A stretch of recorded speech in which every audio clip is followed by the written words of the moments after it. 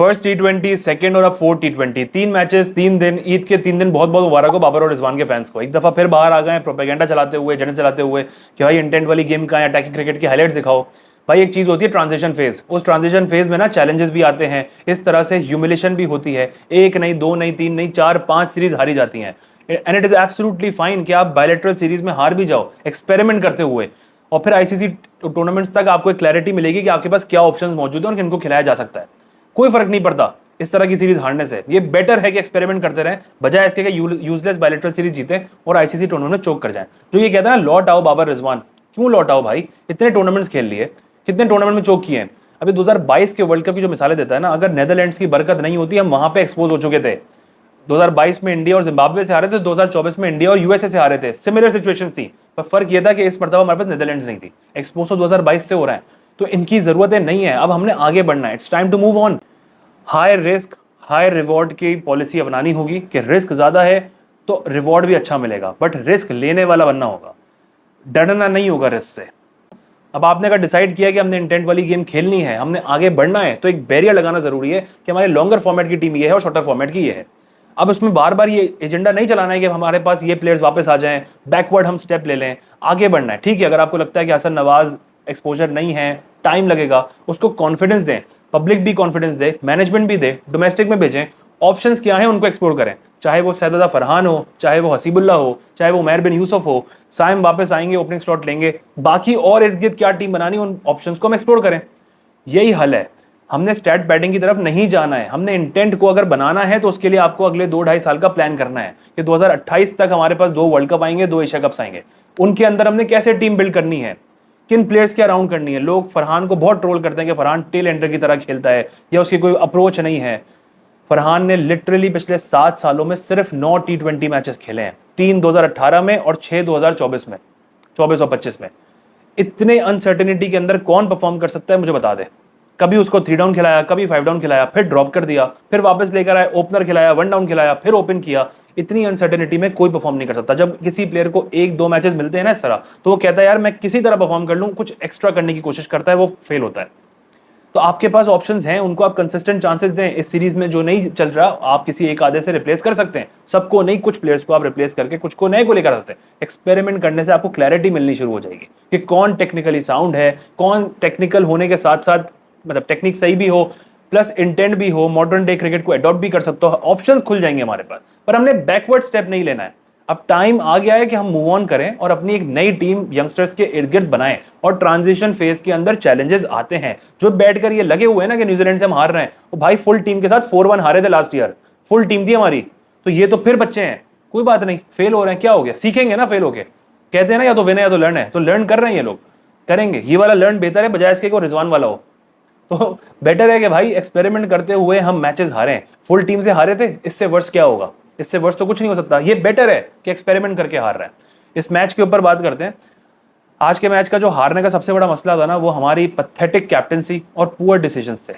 हर team के पास ना एक स्टैटिस्टिक्स का डिपार्टमेंट होता है जो बैठकर बताता है कि उस ग्राउंड की क्या डायमेंशंस हैं, क्या उसका रिकॉर्ड है, क्या उसमें हमें पहले करना है, क्या बाद में करना है। बे ओवल के अंदर जनरली 14 मैचेस हुए थे, जिसमें से 13 मैचेस में से पहली बैटिंग करने वाली टीम जीती थी और चेस करते हुए 1 मैच जीते थे। वहां पे सलमान अली आगा ने टॉस जीतकर पहले फील्डिंग का फैसला किया, क्योंकि ऑकलैंड में हमने चेस कर लिया था टारगेट। एक लकीर के फकीर वाला डिसीजन था सबसे पहले तो ये। अच्छा, फिर आपने बॉलिंग ले ली। अब बे ओवल की कंडीशंस में अर्ली ऑन सीम को सपोर्ट मिलती है, वहां पे हारिस रऊफ से स्टार्ट करने के बजाय अबरार को और खुशदिल को लगा दिया। मैंने पिछले मैच में भी यही टर्म यूज की थी, अभी भी कह रहा हूँ। न्यूजीलैंड की कंडीशंस में छोटी बाउंड्रीज हो या इस तरह की कंडीशंस हो, यहाँ पे स्पिनर को लगाना सुसाइडल अटेम्प्ट होता है, अपने ऊपर कुल्हाड़ी मारने वाली बात होती है। और अबरार के साथ यही कर रहे हैं ये लोग। कोई मंतक नहीं थी वहां पे स्पिनर को यूज करने की, हारिस रऊफ ही चाहिए था। शाहीन आफरीदी दूसरी तरफ इतनी वेवर्ड लाइन एंड लेंथ। वहां न्यूजीलैंड की अगर आप बॉलिंग देखें, इतने राइट एरियाज को वो हिट कर रहे थे, प्रॉपर बॉलिंग कर रहे थे, तभी उनको अच्छी हेल्प सपोर्ट मिल रही थी, कंडीशंस को यूटिलाइज कर रहे थे। हमारे यहाँ कंडीशंस को यूटिलाइज करने वाला कोई माइंडसेट ही नहीं था। ब्रेनलेस बॉलर्स हैं, वेवर्ड बॉलिंग शाइन कर रहे हैं। वहां पे स्पिनर लगा दिए सलमान अली आगा ने। पावर प्ले में हमारा गेम हमारे हाथ से 90% चला गया था जब 85 रन बन गए।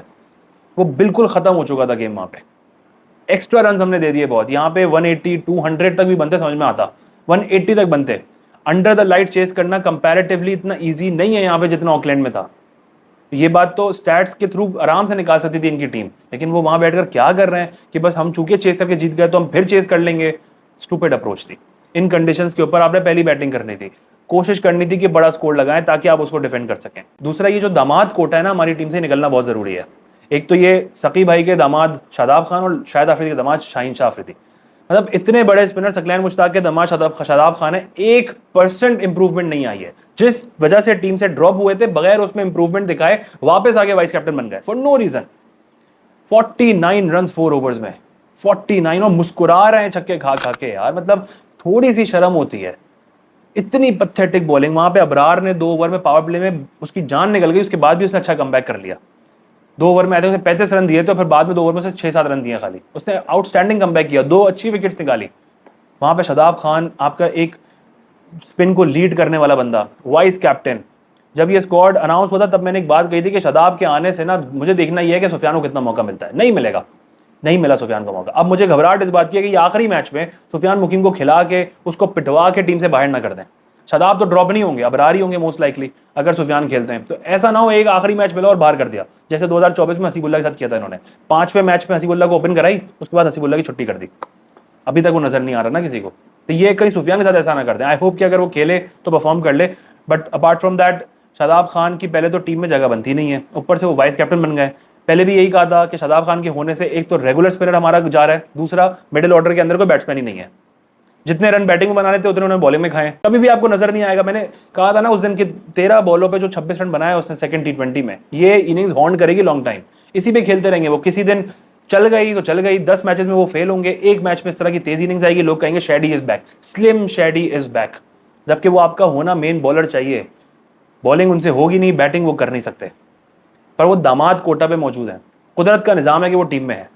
सुबह होती है, शाम होती है, शादाब टीम में आ जाते हैं। दूसरी तरफ Shaheen Shah Afridi, premium fast bowler, उनकी प्रीमियम सब्सक्रिप्शन कोई रिन्यू करा दे भाई। इतनी वेवर्ड लाइन एंड लेंथ समझ से बालातर है। हमें इजाजत है, अल्लाह ने हमें इजाजत दी है कि हम शाहीन शाह आफरीदी को ड्रॉप कर सके। हम कर नहीं रहे वो एक अलग बात है, लेकिन हमें इजाजत है। हम उनको प्रीमियम फास्ट बॉलर समझते हैं फिलहाल, क्योंकि हम उनसे मोहब्बत करते हैं, इसलिए हम उनको ड्रॉप नहीं कर रहे। लेकिन अल्लाह की इजाजत है हमें, ये बता दूं पहले आपको। तो इनको भी दामाद कोटा से बाहर निकलना बहुत जरूरी है भाई। बात यह है कि ये सारे प्लेयर्स जो है ना, ये अपने आप को क्रिकेट से बहुत बड़ा समझ चुके हैं। इनके अंदर सीखने की अब 1% भी चाहत नहीं है। ब्रांड्स इनके पास हैं, पावर इनके पास है, पॉलिटिकल इन्फ्लुएंस इनके पास है, इनके ससुर शाहिद खान अफरीदी हैं। कैसे टीम से बाहर होंगे? कोई फिक्र ही नहीं है ना। जिसको फिक्र होती है ना अपनी जगह जाने की, वो परफॉर्म करता है, वो सीखता है, वो अपनी वीकनेस पे जाके अपने से बेटर बंदे से पूछता है कि मैं क्या गलती कर रहा हूं, मुझे क्या बेटर करना चाहिए, मेरे अंदर क्या इंप्रूवमेंट आनी चाहिए। लेकिन ये लोग नहीं करते। शाहीन शाह आफरीदी कभी करते हुए नजर नहीं आएंगे। उनको लगता है कि इनसे बेटर कोई नहीं है, क्योंकि वो प्रीमियम फास्ट बॉलर हैं या प्रीमियम ऑलराउंडर हैं। शाहीन, शादाब, फहीम, इमाम, नसीम, ये प्लेयर्स सारे अगर किसी तरह से हमारे पाकिस्तान क्रिकेट के सिस्टम से दूर हो जाएं, स्पेशली T20 फॉर्मेट से, और आगा को आप एक ओपिनियन दे दो कि यार 2-2.5 साल का टारगेट है, 2028 तक 2 T20 world cup, 2 T20 Asia cup आ जाएंगे। अपनी टीम बनाओ, प्लान करो, एक्सपेरिमेंट्स करने करो बायलैटरल के अंदर, लेकिन कुछ ना कुछ ये प्लेयर्स आपको जितवा देंगे इस कैप्टनसी के अंदर। इनमें वो सलाहियत, वो पोटेंशियल है हमारे यंगस्टर को। जो कहता है हमारे पास टैलेंट नहीं है, शर्म आनी चाहिए उन लोगों को। टैलेंट बहुत है, उसको बनने में वक्त लगता है। तो उस एक ऐसी टीम आप दे दी जाए। लेकिन इंपॉर्टेंट है कि ये पॉलिटिक्स, ग्रुपिंग, सियासत, ये करने वाले दामाद कोटा, उनकी पावर, इनसे पहले आपको क्लियर करनी पड़ेगी अपनी टीम, एंड देन हमारे पास चांस होगा कि हम कहीं पे जाके कुछ खेल सकें या कुछ अच्छा कर सकें। हारिस रऊफ ने इस मैच में अच्छी बॉलिंग की, ओवरऑल इस सीरीज में अच्छी बॉलिंग कर रहे हैं हारिस रऊफ। सेना कंडीशंस आती हैं, हारिस रऊफ बन जाते हैं ग्लेन मैकग्रा, और जैसी एशियन कंडीशंस आती हैं वो बन जाते हैं फॉरन अशोक डिंडा। तो उनको ना आई थिंक लिमिटेड कर देना चाहिए कि जब भी T20 होगा सेना कंडीशन में तो हारिस रऊफ ऑटोमेटिक सिलेक्शन हो जाएगा। बट उसके अलावा हमें और कोई अपना बॉलिंग डिपार्टमेंट सेट करना पड़ेगा। आकिफ जावेद हो, वसीम जूनियर हो, अब्बास आफरीदी हो, इन सबको आपने कांस्टेंट चांसेस देते हुए मेन पेस अटैक पे लेकर आना होगा।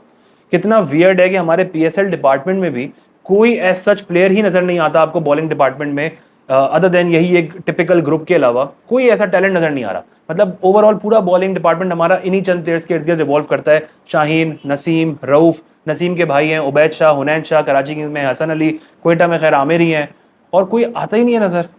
मतलब बहुत सारे लोग आई थिंक मुझसे एग्री नहीं करें शायद, लेकिन हमारे पास एक अच्छा टैलेंट था शाहनवाज दहानी, उसको उन्होंने मस्खरा बना दिया। हर ड्रेसिंग रूम में जा जाके वो केक काटता था, उसको नाम दे दिया फॉरेन मिनिस्टर का। ये करते करते उसको बड़े प्यार से टीम से बाहर कर दिया, जबकि दहानी इस ट्राई नेशन सीरीज में था जो न्यूजीलैंड में हुई थी और हम जीते थे। शाहीन उसमें नहीं थे, प्रीमियम फास्ट बॉलर उसमें नहीं थे, दहानी थे। वसीम जूनियर, दहानी, ये सारे बड़े टैलेंटेड हैं। इसी तरह एहसानुल्लाह खान, उसको बोर्ड ने सही से अच्छे से ग्रूम नहीं किया। कुछ प्लेयर्स ऐसे होते हैं जब वो कभी अंदरून के इलाकों से आते हैं जिनके पास एक्सपोजर नहीं होता, तो एकदम से वो थोड़ा सा जब फेम मिलती है तो आउट ऑफ कंट्रोल हो जाते हैं, इट्स नॉर्मल। लेकिन उसको कंट्रोल करना बोर्ड का काम है, फ्रेंचाइज का काम है। इन लोगों ने कंट्रोल ही नहीं किया। आपके पास ये टैलेंट आया था, बाहर निकाल दिया। अब सिर्फ घूम फिर के वही शाहीन, रऊफ, नसीम, हुनैन, उबैद यही निकल रहे होते हैं आपके पास, कोई टैलेंट ही नहीं है। कितना वियर्ड है कि हमारे पास कोई बॉलर जहन में भी नहीं आता कि यार न्यू बॉल बॉलर कौन है हमारे पास वगैरह। मतलब शाहीन के अलावा कोई हम सोच ही नहीं पा रहे होते। यानी ऐसा इन्होंने सिस्टम क्रिएट कर दिया है। इस तरह से पीआर एजेंट्स ने इनके काम किया कि हमें और कोई नजर ही ना आए। तो ये बहुत इंपॉर्टेंट है कि ये चंद प्लेयर्स का जो ग्रुप है ना, ये हमारा क्रिकेट से किसी तरह से दूर हो और ये दमाद कोटा बाहर जाए। ये शादाब खान की वजह से कितने प्लेयर्स पीछे आपके रुक रहे हैं जिनके ऊपर नजर नहीं जा रही। फैसल अकरम, सुफियान मुकीम, अराफात मिनहास, मेहरान मुमताज़, बहुत टैलेंट है, पर ये दामादों से बाहर तो निकले। पर मसला ये उन लोगों के पास दामाद नहीं है, और दामाद उनके सकी भाई जैसा कोई बंदा नहीं है, कोई पावरफुल बंदा नहीं है। तो जब तक ये एजेंडा, प्रोपेगेंडा चलते रहेंगे ना इन्हीं प्लेयर्स के ऊपर, इन्हीं के ऊपर एस्थेटिक वीडियोस बनती रहेंगी, यंग टीम कभी डेवलप नहीं हो पाएगी, क्योंकि आपने उनको वक्त देना होता है। बैटिंग पे बात करें तो हारिस की एक अर्ली विकेट आई, इनसाइड लग के वो आउट हुए, दिन नहीं था उनका। खैर, उनकी अप्रोच यही है, खेलने का अंदाज यही है, और कुछ प्लेयर्स का यही तरीका होता है। जेसन रॉय थे, इसी तरह खेलते थे। वो 6, 7, 8 मैचेस खेलेंगे, 4 जिताएंगे, 3-4 में इसी तरह से आउट होकर चले जाएंगे।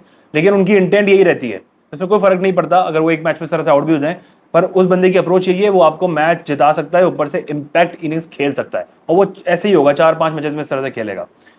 फिर हसन नवाज से पहले भी यही बात की थी, अभी भी यही बात करूंगा। बेशक बहुत अच्छी सेंचुरी थी, इशू बेसिक टेक्निक का है, और अगेन वो अर्ली टीम के अंदर आए हैं। ये स्क्वाड सेलेक्ट होने के टाइम पे भी कहा था कि अभी और दीगर प्लेयर्स थे जो आ सकते थे।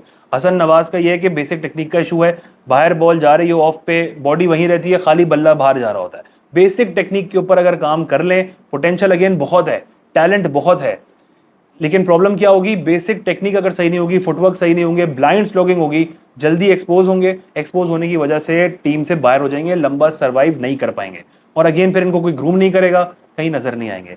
अच्छी बात नहीं है कि आपका एक अच्छा टैलेंटेड यंगस्टर वेस्ट हो जाए। तो बेसिक टेक्निक पे काम होना बहुत जरूरी है। आगा आज नहीं खेल पाए, 2 मैचेस में अच्छी परफॉर्मेंसेस थी उनकी। न्याजी एक अच्छे टच में नजर आ रहे थे, बट वो फिर पता नहीं बड़ी कोई स्टूपिड बॉल पे आउट हो गए, विकेट थ्रो करके चले गए अपनी बड़ी फुल टॉस के ऊपर। समद के अंदर एक थोड़ा सा ग्लिम्स नजर आया। देखिए, सीरीज के अंदर आपको छोटे मोटे ग्लिम्स नजर आए हैं, समद का हो, हसन नवाज का हो, न्याजी का हो, हारिस का हो, इवन सलमान अली आगा ने कितना इंप्रेस किया है। तो यही होता है, हर सीरीज के अंदर आपको छोटे छोटे ग्लिम्स नजर आते हैं, पॉजिटिव नजर आते हैं, और आपने उसी को फिर कैरी करना होता है अगली सीरीज में। ऐसा नहीं कि आप सीरीज हार गए तो ड्रॉप कर दो, राइट। सीरीज हारने पे जो पॉजिटिव हैं उनको लेके अगली सीरीज में जाएंगे तो चीजें और बेटर रिजल्ट्स हमें नजर आएंगे। इस वीडियो को वाइंड अप करते हुए सिर्फ एक बात कहूंगा, ये बाबर, रिजवान, जितने भी इनकी कल्ट फैंस हैं जो इनके एजेंडा चला रहे हैं, प्रोपेगेंडा चला रहे हैं, खुदा के लिए पाकिस्तान टीम का सोच लो यार। इन यंगस्टर्स को सपोर्ट कर लो, बैकवर्ड स्टेप ना लो, उनको बैक करना है लॉन्गर फॉर्मेट में कर लो भाई, वहां परफॉर्म करके खेल लें। बट T20 में अब हर टीम आगे मूव ऑन कर चुकी है अपने पुराने प्लेयर्स से। किसी के पास अब वो ओल्ड स्कूल ऑफ थॉट का प्लेयर कोई सिस्टम मौजूद ही नहीं है, हर कोई आगे जा रहा है। हमारे पास यही टाइम है, एक अच्छा मौका मिला है कि अब हम नई टीम डेवलप कर लें। कोई बात नहीं, हो गए भाई, उनका टाइम हो गया पूरा। कितने टूर्नामेंट्स और चाहिए? कोई एक T20 टूर्नामेंट बता दें भाई जिसमें बाबर आजम को मैन ऑफ द मैच मिला हो। कितने और टूर्नामेंट चाहिए? पहले ये क्लियर कर दो भाई, 2030 तक चाहिए, 31 तक चाहिए, ताकि हम उस वक्त तक बोलना बंद कर दें। ये ज्यादती है इन बच्चों के साथ। अगर ये केपेबल नहीं है तो इसके अलावा बहुत है डोमेस्टिक के अंदर, उनको इसी तरह 5-5 मैचेस आप देंगे तो उनमें कॉन्फिडेंस आएगा और परफॉर्म करेंगे। तो खुदारा पाकिस्तान टीम की खातिर एजेंडा चलाना बंद कर दो, प्रोपेगेंडा चलाना बंद कर दो। कोई दुनिया की टीम ऐसी नहीं है जो अपनी यंग टीम को चांस दे और वो पहली सीरीज जाके अवे में जीत जाए। वक्त लगता है और वक्त देना चाहिए।